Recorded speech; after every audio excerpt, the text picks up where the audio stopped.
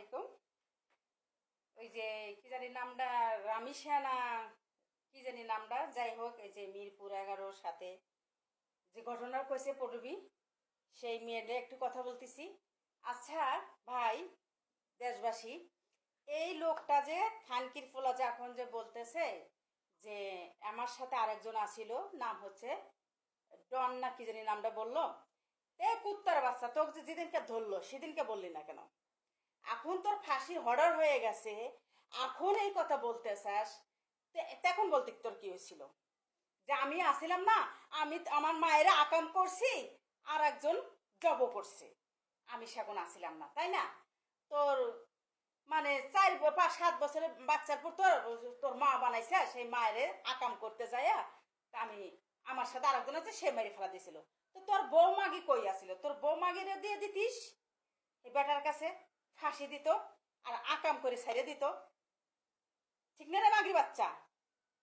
না, হাতার চোদের বাচ্চা, খানকির বাচ্চা, তোর মাও কলঙ্ক, তোর বাপও কলঙ্ক, এই যে কলঙ্ক সন্তান জন্ম দিছে, এটাও ভুল। এই যে আমি কথাটা যে বললাম, এটা কিন্তু মাইন্ড করার কথা কেন না, এইভাবে গালটা দিতেছে মানুষে, ঠিক আছে? একটা কুলঙ্কর সন্তানের যদি বাপ মাও ভালো থাকে, কিন্তু কুলঙ্কর সন্তানের লেগে বাপ মাও কিন্তু কথা শুনতেছে, এরম বলতেছে খানকির বাচ্চা, মানে ইত্যাদি যে ভাষাটি আমি বললাম, সরি, এই ভাষাটা খুবই জঘন্য, কিছু গাইস কিছু মনে করবেন না, আসলে খুবই খারাপ ভাষাটা, কারণ এইভাবে ভাষা দিয়া তাকে বল দিতেছে।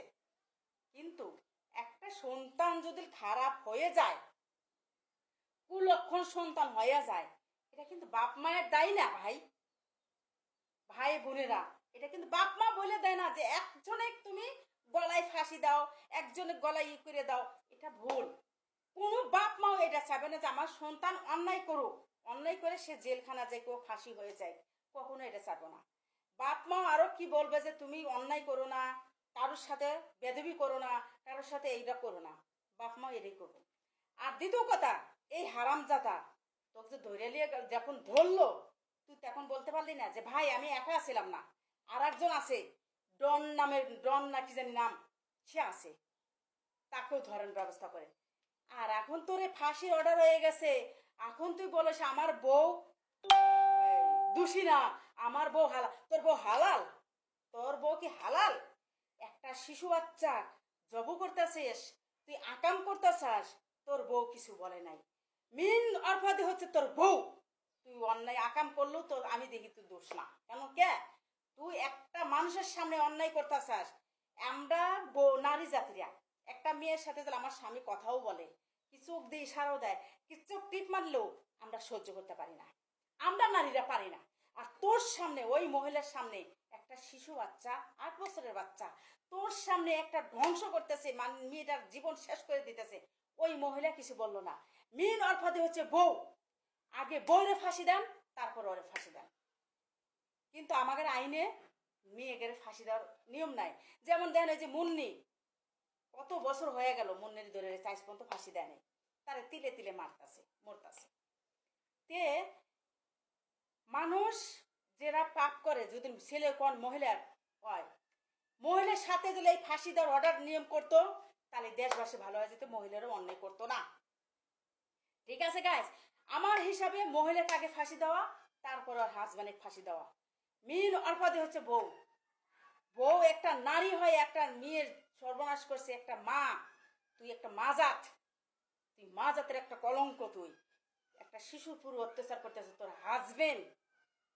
তাহলে কি মহিলা, তুই কি তোর স্বামীর হক পালন করতে পারিস নাই রে? বাদ মহিলা, মনে হয় তুই পারস নাই, সেই জন্য একটা শিশু বাচ্চালে তো আমার কাছে দিয়ে দিছাস, দিয়ে মারাইছাস।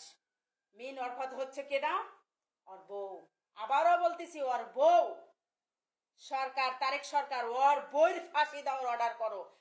আইনে বলে মেয়েদের ফাঁসি দেওয়ার অর্ডার নাই, কিন্তু এই মহিলা ফাঁসি দেশটা আইন করো যে মহিলারাও যেন অপরাধ করে পার পাইতে পারে না। ঠিক আছে গাইস? ওই মহিলা বাসা লেট রাখলে তাহলে মহিলারাও ফাঁসি দিয়ে কবে কি আমার কাম নাই, কিছু নাই, আমি যা জেলখানা পয়সা মরি গা, আমি জেলে যা শান্তি থাকবো। এই নিয়মটা যদি মহিলাদের ফাঁসির অর্ডার নিয়ম করে, তাহলে পৃথিবীতে বাংলাদেশে কোনো আর নারীরা শিশুর পুরো অত্যাচার করতে পারবো না। কোনো নারী মানুষের সাথে বেদবি করতে পারবে, মানুষের হাতে ক্ষতি করতে পারবে না। ঠিক আছে গাইজ, যদি আমার কথাগুলো খারাপ লেগে থাকে ক্ষমার দৃষ্টি দেখবেন, কিন্তু বাস্তব তাই। ওই পুরুষের আগে নারীকে আগে ফাঁসি দেওয়ার অর্ডার, কারণ ওই মহিলা সবকিছু সহযোগিতা করছে, না করলে কখনো ওই পুরুষ পারতো না।